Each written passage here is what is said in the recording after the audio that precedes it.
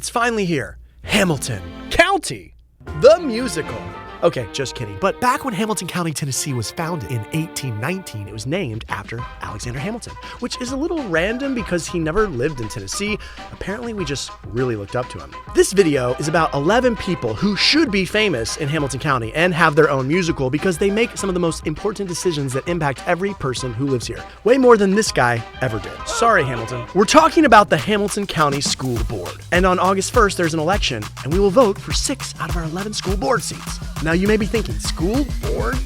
Sounds boring. But there's nothing boring about deciding how the majority of your tax dollars will be spent each year. Did you know of our $1 billion county budget, $600 million goes to schools? The Hamilton County Public School System has 79 schools with over 45,000 students and is the county's largest employer, giving jobs to over 6,000 people. And it's the school board members' job to approve the school budget. So they help decide things like how much our teachers get paid. And they're the ones that can determine if cell phones, guns, and certain books are allowed in our school. So yeah, they kind of have one of the most important jobs on the planet right now. And guess who hires the school board?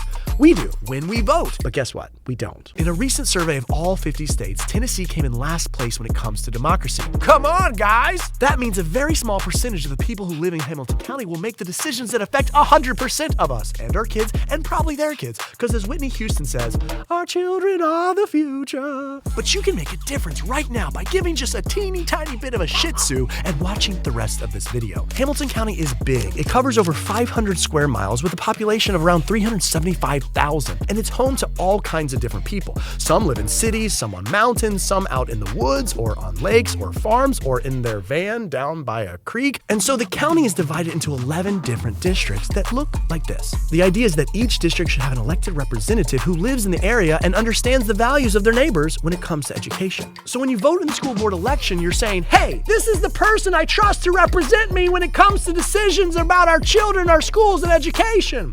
Recently, a school board position was decided by less than 200 votes.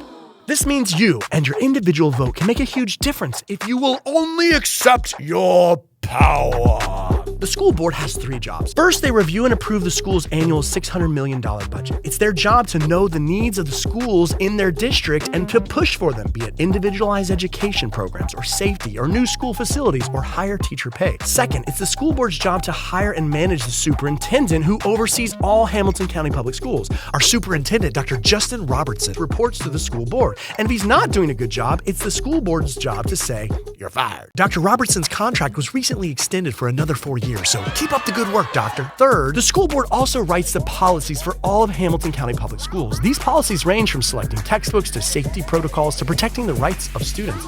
These policies can have a huge impact on our kids and our community, even if you don't have kids in public schools. Being on the school board is such an important job, you'd think it would pay really well. School board members are paid about $1,000 a month after taxes. They're not power-hungry politicians. They're regular folks who care about our kids and our community and want to make a difference. So don't just look at the little letter next to their name to decide who to vote for. Call them up and get to know them as humans. The 5 school board seats that are up for election this August 1st are District 1, 2, 7, 10, and 11. And now for a little game we call, What Does My County District Look Like and Who Wants to Represent It? District 1 is in Soddy Daisy, and it's sort of shaped like a foot. The candidates are Steve Slater and Tammy Barnes. District 2 represents Signal Mountain, and it sort of looks like an old man wood carving or something. The candidates are Ben Dowdery and Crystal Bowen. District 7 is this giant napping on the Georgia border that represents East Brainerd. Jody Schaefer and David Kelman are your candidates. District 10 is the Civil War musket that represents Ooltewah all the way up to Georgetown.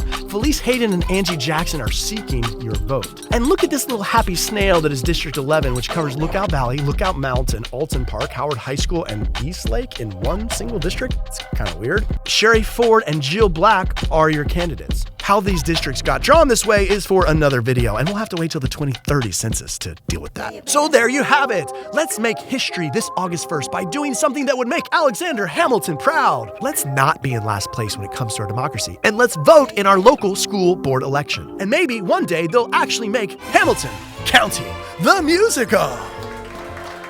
Follow The Chattanooga Show on Instagram for more videos like this.